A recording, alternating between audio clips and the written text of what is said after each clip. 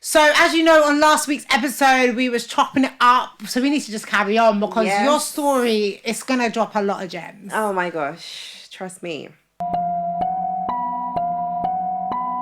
Trigger warning, just in case you're listening, we're going to be covering some sensitive topics. So just listen to another episode.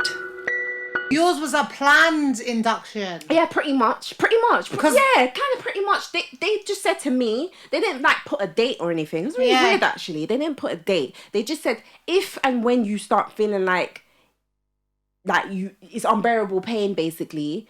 And it wasn't contractions. Okay. It wasn't contractions. It was just unbearable pain. They said if and when you start feeling that, you need to come in, and then that's when they will just do it. But it could have just been at any time. They didn't set no dates though. So I remember just saying to my mum, "Yep, no, it's time to go. Like this is too much. It's too much." So I remember us just literally hopping in, went to the hospital. Now with inductions, it's a very lengthy process. I don't know how it is for you. So mine, I'll give a quick summary because I'm not trying to take over. Rio, I had some stress from my dad, and I actually said to my brother, "That's gonna make me go into premature labour." I was so annoyed because I finished working the Thursday and I had a week to myself before this baby was due. And that Friday morning, my waters broke. So from the stress of my dad, I genuinely put it down. So your waters broke first? Yes. Okay. So my waters broke. Okay. Then it was like, oh no, your waters are broken. The baby get infected, rushed into hospital. What did that look like? I literally was dreaming and I felt like I was peeing myself. And then I felt the trickle down my leg and I was like, no, you definitely aren't peeing because in my dream, imagine, my brain's telling me, you're definitely not peeing because you haven't pushed anything. I've woke the kid's dad up. He was so upset because he just finished like a 3 a.m. night shift and he was like, I'm finally going to get some sleep. I was like, I'm finally get some sleep. Rushed to hospital. Long story short, I was only 2 centimeters dilated. They sent me home. My contractions hadn't started. Basically, Rio decided, what's this? Kick it, break my waters, but actually, I don't want to go anywhere. So for 48 hours, first they did a sweep, didn't work. Oh, you know the soup is painful. Honey, oh my gosh. That soup is no joke. Then I was getting very panicky because I've miscarried before. I've talked about in other episodes. And I was like, something's going to go wrong with this baby. I do not want a C-section because I didn't want an epidural because of my back condition. I have this wild fear that I'm basically going to end up paralysed and I already have back problems. Yeah. So I remember getting hysterical in the hospital, like, they better not give me a C-section. And then that's when they upped the induction. And I think they upped it at like 11 p.m. at night. And he was born like 11 a.m. the next morning. But it was across 3 days. So he broke my waters 5 a.m. Friday morning. He wasn't born until on Mother's Day. It was quite cute. Oh, 11 a.m. on the Sunday. Yeah. Like it literally was like a 2.5 day labour. Right. But all because I would have happily just been pregnant for another week. But he decided, nah, I'm going to kick and break your waters. But then I'm also not going to move. So I'm contracting. But he's like, leave me alone. Like, what are you doing? I'm trying to chill in here. He was the most stubborn baby to the point that as he was like, I was now 10 centimeters and he's getting to the end. They're like, he's not moving. Like, she put the fear in me. She was like, if you don't push, he's going to die. Like, his heart rate is dropping. You need to push him out now. He's not moving himself. Oh my God. It was so dramatic. And then I had nurses coming in going, just get epidural and then you can just sleep and have your baby. And I was so against it because of my back. Yeah, that's understandable though, because I feel like we don't discuss how the implications. Dangerous. An epidural is very dangerous. It's not the kind of, I would never advise you to get it as a pain relief. Yeah, I'd advise you to get it because you're being induced, because you're having a C-section, 100%. Because you have some other complication. Do you know what I mean? Yeah. Not just, I need some strong pain relief. No, absolutely not. It's completely dangerous. Like, and the recovery's mad. The recovery is absolutely insane. So I would think long and hard and twice about that, you know. But obviously in those conditions, then so it's just mad. It's crazy that you talk about your waters breaking first because it's the opposite. They had to break it for me. The unnatural stuff is what really triggers me. Like, my body was not ready to break the waters. It's the whole induction process because it's like everything is basically artificially being done. Yeah. And I remember being at the hospital for at least 4 days. Oh. Yeah, because the first day was like, okay, they check you in, you're in the maternity ward and you're just in this room with the curtain. And I hated it. I hated it. Hospitals. I hated it so bad. And they were like, well, it's a couple of days process for an induction. So you're going to have to be here for a while until we're ready to send you up.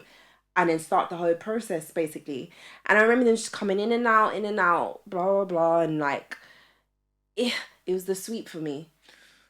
That right there, that's like hell on earth. Honestly. That is the worst thing I think I've ever experienced in my life. And do you know what it is? You're already in so much pain, and then you just got someone playing with down there. You've got someone playing, and even with that, they're like, okay, we have to do this, but we have to do it to actually break your waters. Oh. So I remember them sitting, I remember just laying down, yeah, and she's like, okay, you ready? Just make sure you hold. Yeah. But then they was just like, but relax. Yeah, but relax. How can I relax? How can you hold and relax at the same time? Yeah. So, I remember just putting her hand in and just like rubbing around. She's like, are you ready? And I was just like, yep. It's giving me and she trauma. Said, you're going to feel like this strong, just hot heat, basically. And all I remember was just hearing, book, and it just broke. And then everything just... And do you know what it feels like? It feels like hot slime. That's what it feels like. It feels like, imagine you've got like a bowl in your belly, yeah, and you're walking around, yeah. And then like, instead of filling the bowl up with like water, you fill it up with like, I don't know, something, I don't know, like yogurt. Like, okay. Like, you know, like yogurt is like, it's weighty. Thick. Yeah. You fill it up with that and then it bursts and then you just feel the yogurt just disperse.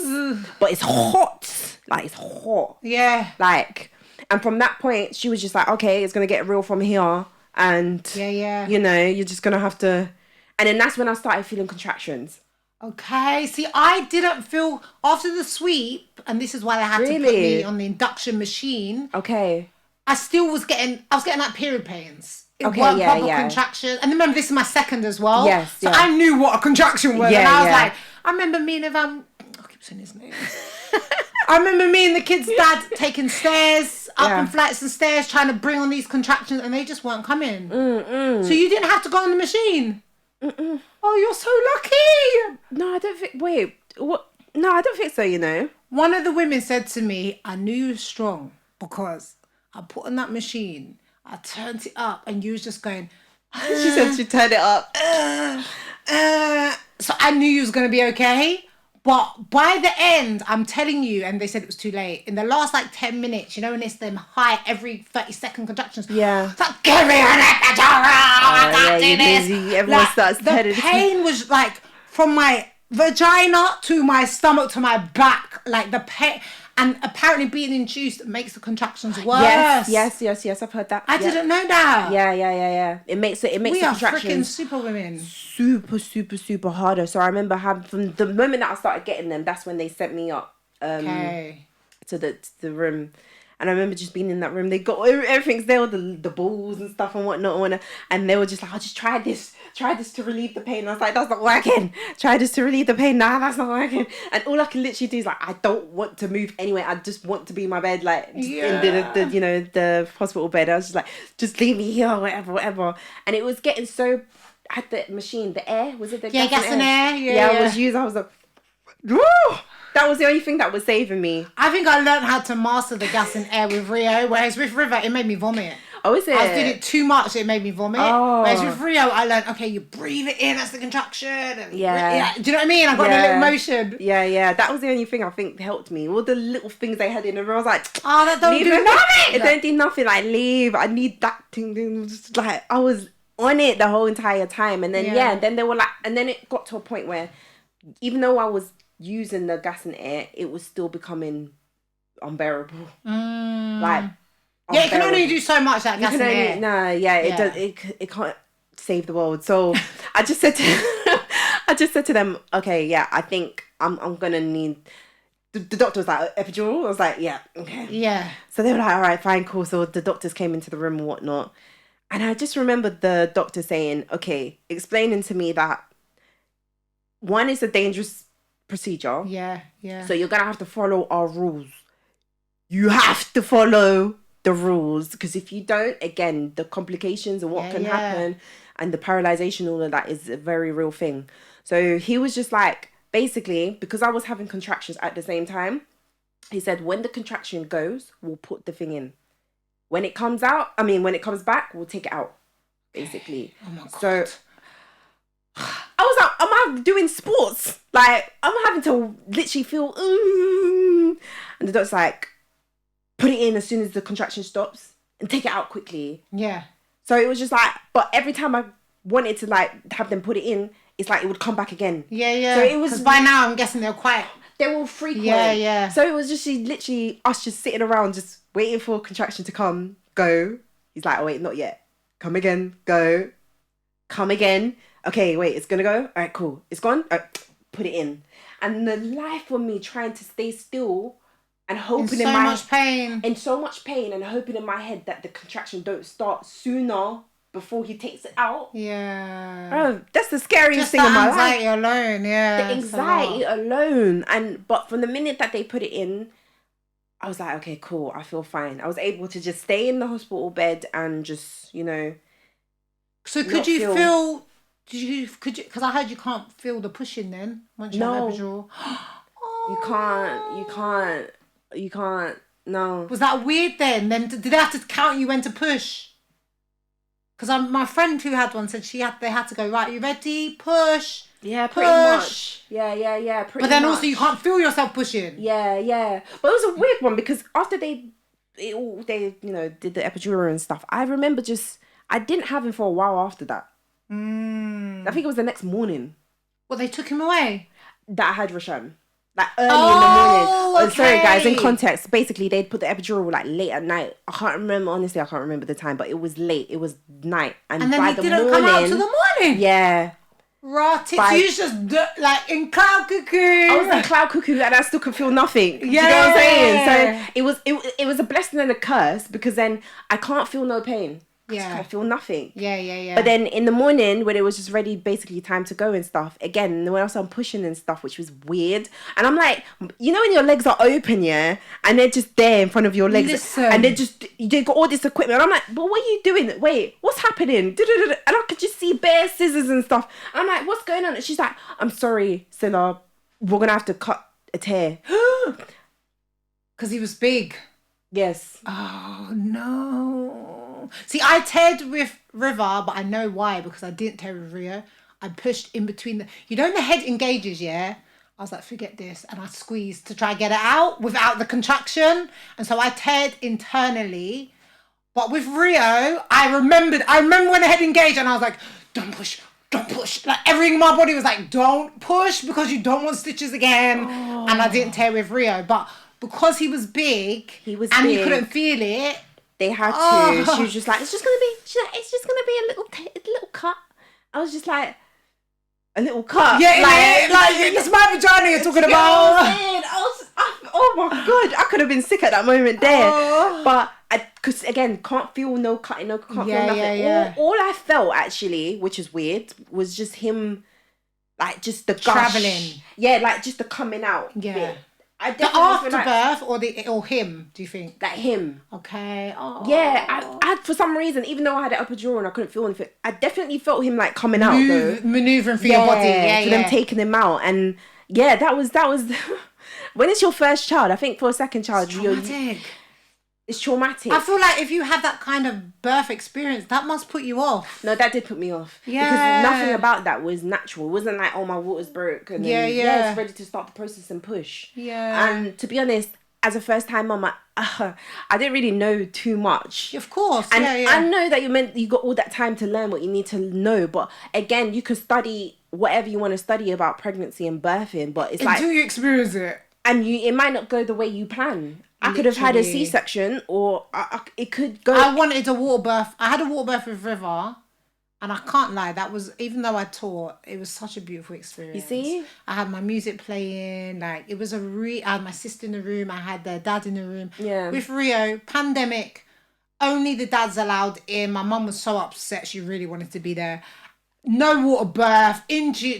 everything I wanted from my first pregnancy, I did not get with my second one. And same parents, but it just goes to show that the body does what it wants to do. It does what it wants to do. To get the baby here. Like, literally. And you think I planned to have an induction? Like, yeah. If they would have told me that before, I would have been like, what? I'm not doing it. and honestly, I didn't really know what to plan for. Yeah. Because I know they say, oh, how do you want your birth to go? Or how do you want to do it? Do you want to do, again, do you want to do the water birth? Or do you want to do this? Honestly, I was like to them, I don't know. Yeah.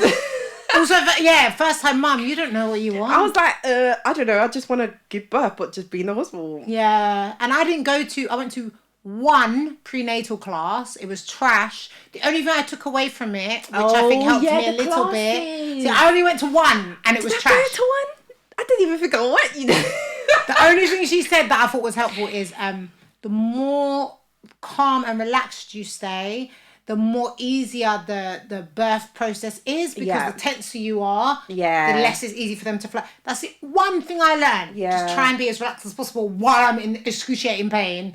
You know what I mean? And I had a trainee midwife in my first pregnancy, and at one point I had to tell her, stop telling me to drink water, stop telling me to breathe. You've told me that like 6 times. I'm doing it. Like, you know, you got to snap on them and let them know, like, you're stressing me out here. You're annoying me. Yeah. And then Lee was like, my sister, she was like, I get it, Shahlaa. You had to tell her because she was annoying. Like, you got to let people know how to move. Do you know what I'm saying? Especially if it's not doing you any favours. So, yeah, it's just mad. That whole thing there was just... But it's beautiful at the same time. Like, even though nothing went how I ever thought it would. Yeah. It was still a beautiful experience because, you know, once they pull them out and then they cut the umbilical cord and stuff, and then they place... You do the chest. Yeah. But he was so massive. I was so surprised. I was just like, oh my God, like... So what was his weight? He was like... Okay, I don't know the dot, but he definitely was like 9 pounds. Yeah. Definitely in that region, dot something, but he was big. He was definitely big baby. Yeah. Because even when the chest to chest, I felt like whoa. Like, I was like, you feel like a 3-month-old baby on my chest. Like I was like, what is going on? But yeah, the little scream. Do you remember your reaction when they put him on your chest? Because I watched back my birthing video and it's so hilarious how I react. Honestly, I just I don't think I said anything. I just watched him. I just was like, like I was so hysterical.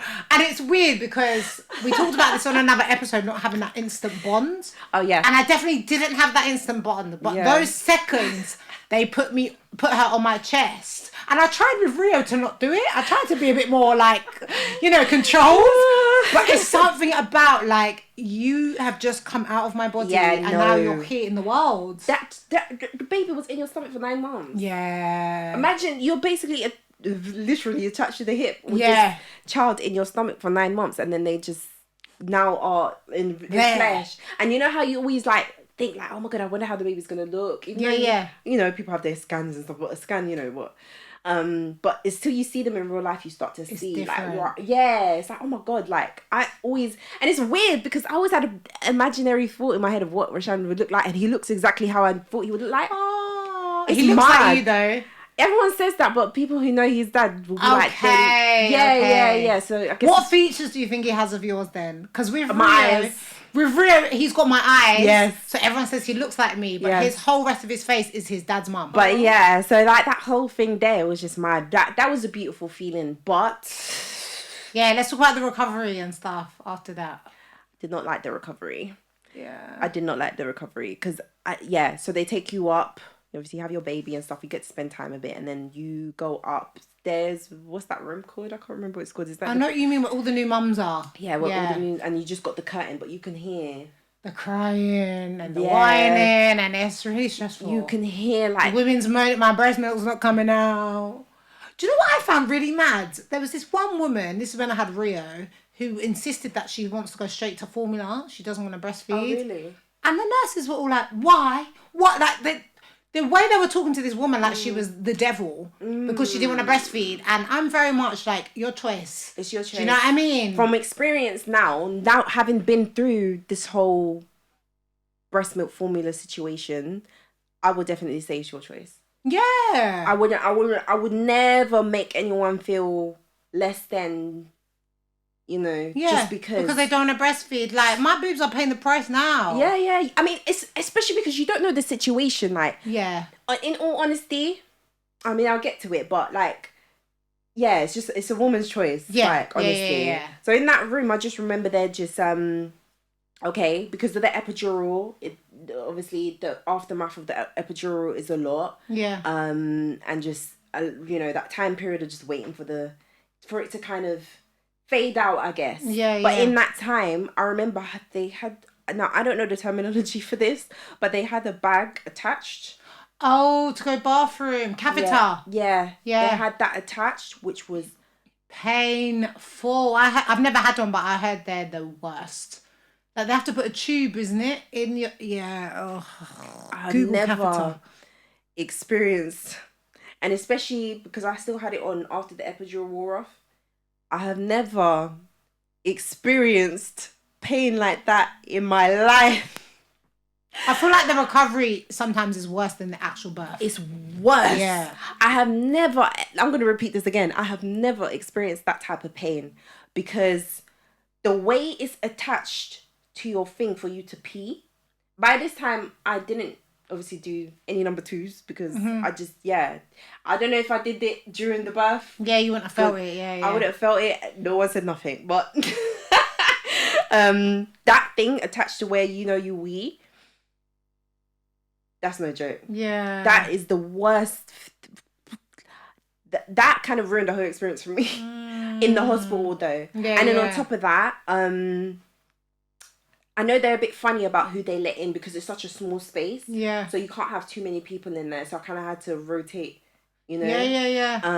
And obviously, people had been up all night because I was doing the whole process through the night into the early morning. And as well, my mum was working at the time and she was just like, oh, I need to go. She's like, I need to sleep. Yeah. She's like, I've been up for like 72 hours watching you. I need to go so I just let her go home to get some rest, particularly because of her work situation as well. It was a lot for everyone. So I just remember that night being in there and seeing Rashan on the side, and he was crying as well. And the whole again the them asking, what do you want to eat? The hospital, the food was terrible. Always. Always. And I just remember the breastfeeding. That was when the start of when it was really bad, because the latch on, he just wasn't latching on. It was painful, and they were trying to get me to do it and trying to get me to do it, and it was just.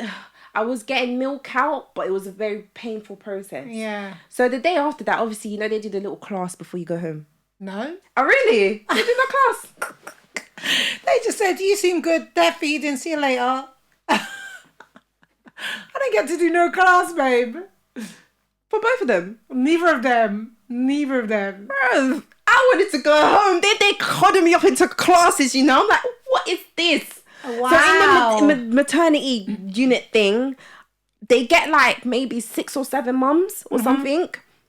You all sit in with child. Yeah. You all sit in like this open space room, which is right next to it. Nurse, a woman.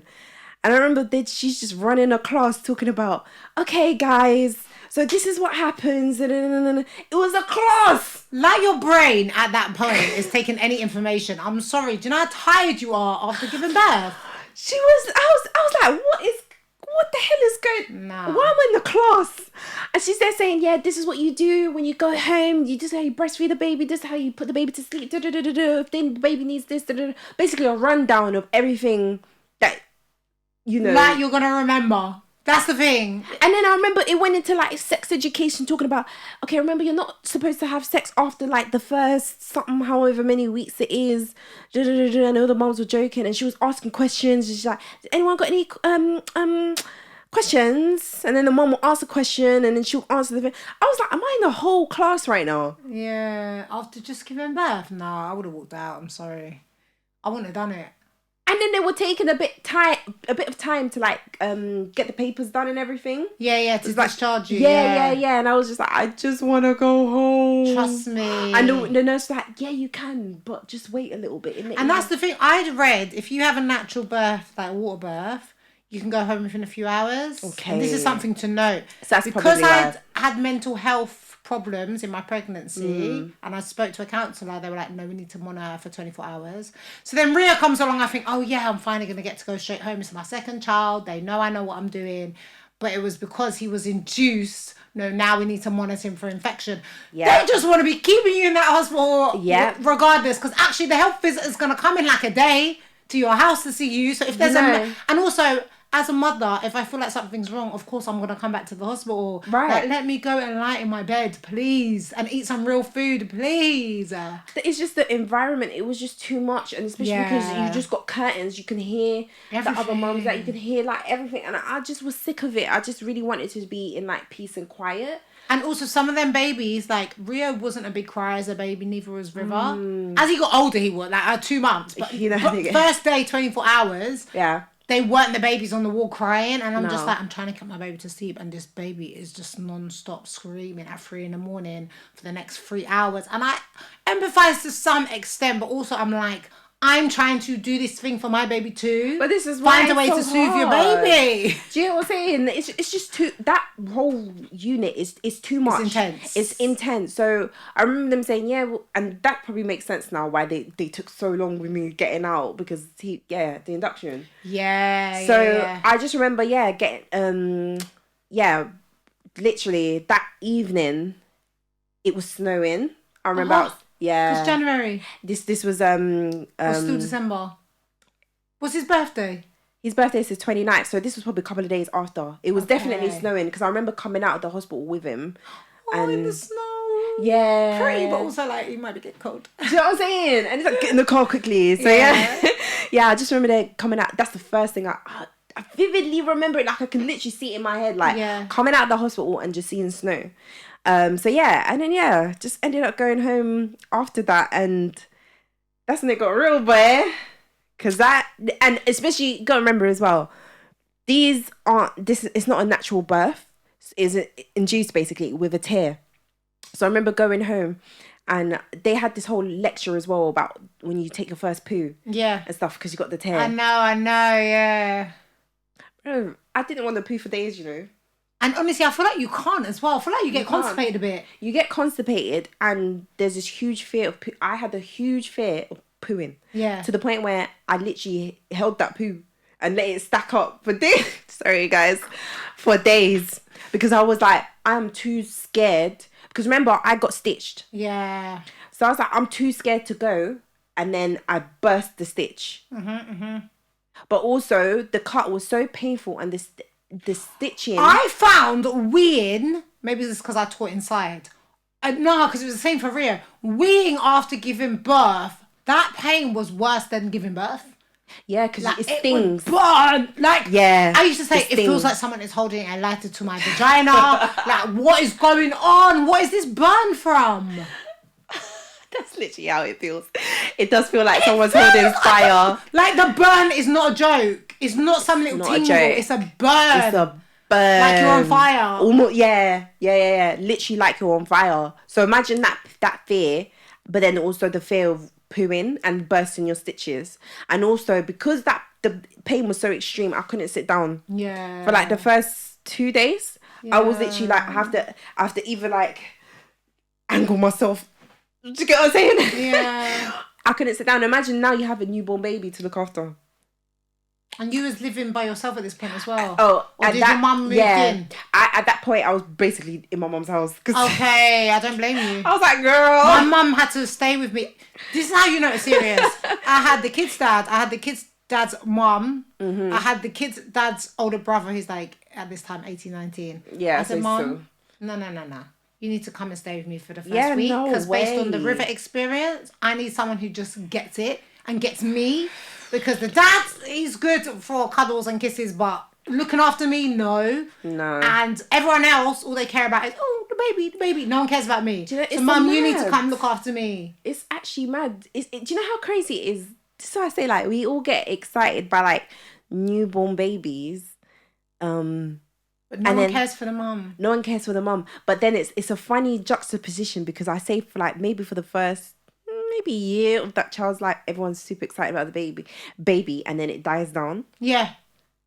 Do Do you know what I'm saying? Definitely. It's always the first year when actually as well, that first year is hardest on the mum. It's the hardest. Do you know what I mean? Yeah. But then they stop. It's like you stop getting checked for as a mom, but then they also stop checking for the youth because it's like, the youth's here though. Yeah. No one cares anymore. No one cares anymore. Everybody around your house like that, like, you know what I'm saying. So it's a weird. It's just a weird, you know. But that's one thing I tell new mums now, to put your foot down on, because 100. I remember bringing River home, and my house being full. Like 24 hours after she was born. Yes. My house was full of people. To the point my brother said to me, I don't know if I said this on another episode, "Where's dinner, Shah? Well, you ain't cooked." And I had to be like, "Do you know I was in the hospital in labour?" And then the kid's dad being like, "So we've got this person, this person, this person, this person, this person coming. Is that good, yeah?" And I'm like, it's a lot of people. It's like, yeah, let's just knock them all out in 1 or 2 days. This is literally 24 hours after having my first child. I was sat in my front room, and I you know what you said about regretting it? I really wish I told everyone to like get out my house. 100%. I was sat there with full solid rock hard boobs where she's asleep. I haven't managed to express or breastfeed or anything, so they're just filling up. I'm in pain. My stitches are hurting. Like everything's hurting, and I'm having to play host. To the point when I had Rio, I said, and he still broke the rules. He still let like his brother and other people who didn't live in the house come round. I said, no one's coming to check for this baby 2 weeks. Yeah, 100%. Like, let me take my time and feel like I'm back. Why am I worried about entertaining people? Because that's the thing as well. He'll invite the whole world round and their dog, but he's not a natural host. I am. So then it's not only on me to recover and look after them, feed the baby and change the baby, but also entertain people. Yeah. Get out of my face. Yeah, no, I 100% like, put your foot agree. down, mums, in those early weeks. Like, Definitely. do what's best for you. If you want, some people love that. Do you know what I mean? Like in Indian households, like we heard, they just all gather around, look after the mum. But it's very different. Someone coming to visit your baby and fuss over your baby, then come and it's so true. Bring you food, look after you, check on you. It's two different visits. It's 2 different visits, and I totally agree. Like, I feel like there should be a period of time where the mum and the baby, and if the father's there, to have that period of time just for yourself. Yeah. Whether it's 1 week, 2 weeks, 3 weeks, however long it fits for you, then everybody comes around, because it is a lot of pressure. I'm very low key. Yeah. Like, I don't like people popping up on my house. Yeah. Don't do that. Tell them again. I don't like people. No. Don't pop up at my house, you know. I'm not the one. Like, I'll actually just leave you outside. I'll be like, I'm out. I was out. Yeah. Don't pop up at my house. Don't like do like unexpected things. Like, I need to know, like, do you know what I'm saying? And even the advice, I remember his mum being like, so what you need to do to lose the baby weight. These times I'm still a third of the size she is. The unsolicited advice. She's like, you need to go in the hot shower and you need to wrap your belly and put boiling flannels. She's West African, and I feel like this comes from like her Guinea-Bissau upbringing. Put hot flannels around your belly and it's going to make everything inside. And I'm like, hold on. I've just given birth. I do not need you giving me weight advice. Like, it's not necessary. Okay, with the breastfeeding thing, that was another journey, because it was just like, okay, cool. He wasn't latching on, even with the health visitors coming and stuff. We were trying everything. He just didn't want to. I could still get milk out. I brought everything under the sun. Every Tommy to Pee brand you can think of that had breastfeeding products. And I'd literally pump out, get milk out. I was able to use the pump, but the pump would literally take me hours. Yeah, it takes ages. It takes ages. And also, sometimes my milk will come out a lot, and then sometimes it wouldn't. Yeah. And to the point where I was just feeling like, I don't feel like I'm feeding my baby properly. Yeah. And it was awful. Yeah. It was the most awful feeling. And I just said to myself, and I was just like, Rio stopped taking it at 3. River was 8 months. At 3 months, because I'd been going back to work and I'd been pumping. Yeah.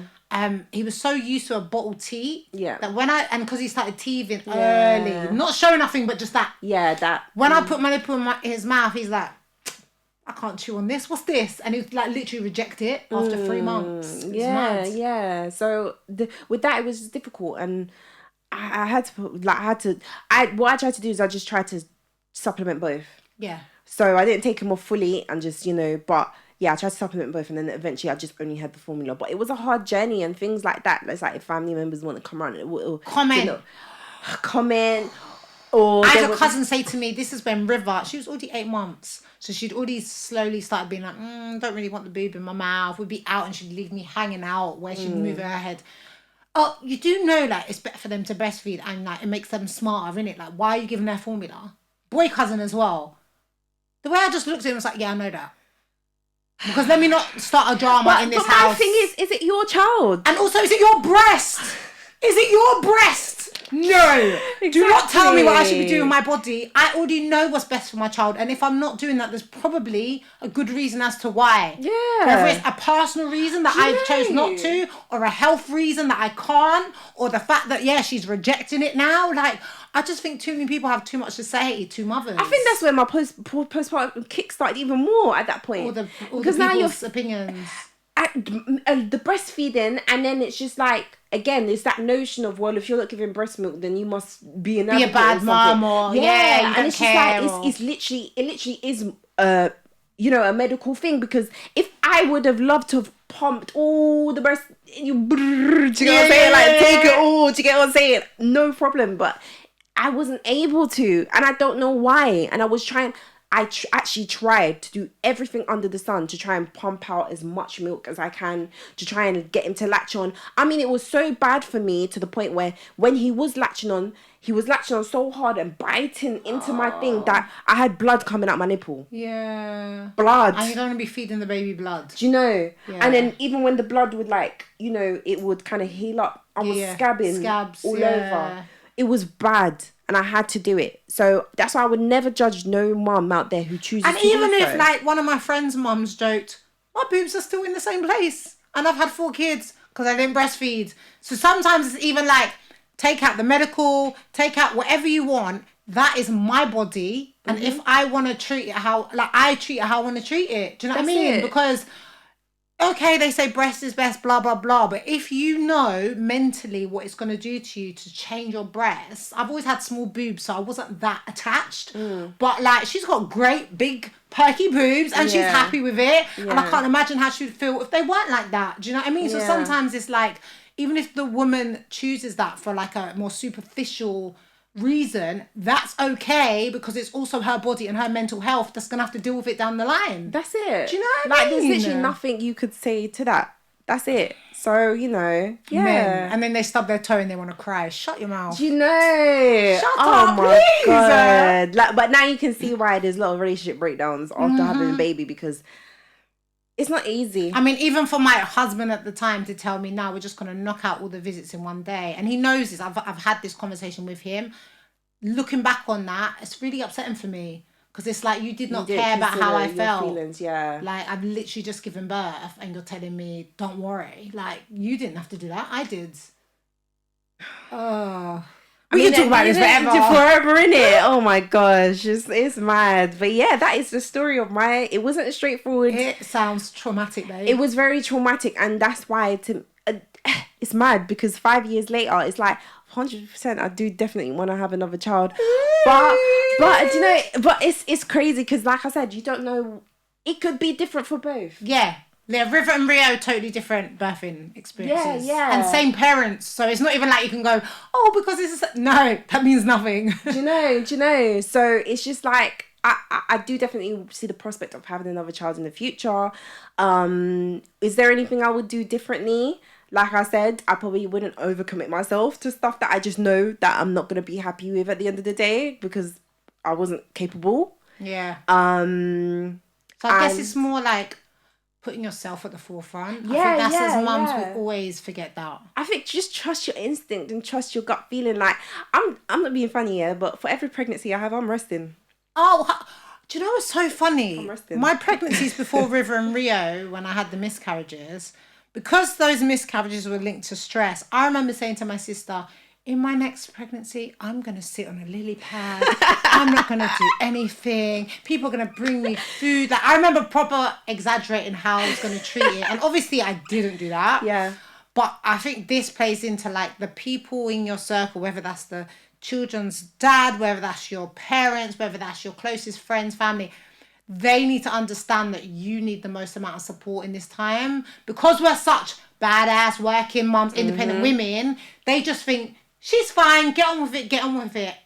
I think my 2 pregnancies, as blessed as I feel, have actually, like, that's my fear. I can't have no more kids. Yeah. Because my pregnancy experiences were so horrific, even with their dad present, where I did not feel supported. I felt very lonely.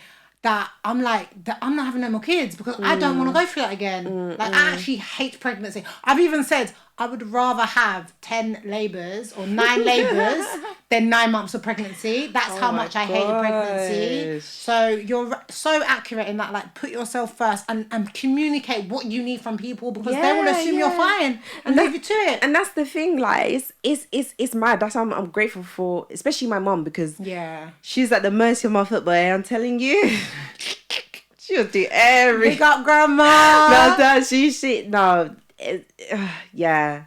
Yeah, my mom really did a lot. I think everyone, though, I definitely, again, so that's why it's important. The people who you're around will make or break your experiences. Yeah. And again, my family, particularly my family, were amazing. Like, anything I needed, I could send my brother shop 50 times and he'd know to do it still, because I need this drink. Yeah. I need this tropical drink. Yeah. Another addiction. Now, so go and get it, and he would just do it understandably and stuff and whatnot. However, there was still a balance. Like, even after I'd had my baby, my mom was adamant that, and this is a cultural thing. She was just adamant on the fact that, like, you know, this is your baby. Make sure you bond with your baby. You need to spend your time with your baby. That's just the old school cultural mentality thing. Yeah. Which but no. Take breaks too. Yeah, take breaks too. Which she did allow me to do from time to time. But I think the biggest adaptment for me was just a mental thing of just, okay, this is the reality now. Obviously, my son didn't sleep till like 2 years later.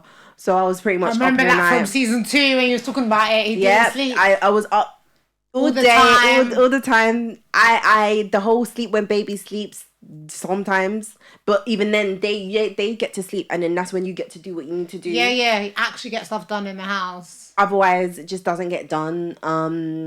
But yes, this is a journey, man. Yeah, and you got to take what everyone says, like what your mum was saying, like be with a child with a pinch of salt, and realise this is my child. Yeah. I'm their mum. I'm doing it my way. Yeah. I'm going to take what your advice... Like, everyone gives you advice and you take little bits of what everyone gives you, but you still ultimately need to trust, as you said, your own instincts and your way of doing things, because it's your child ultimately.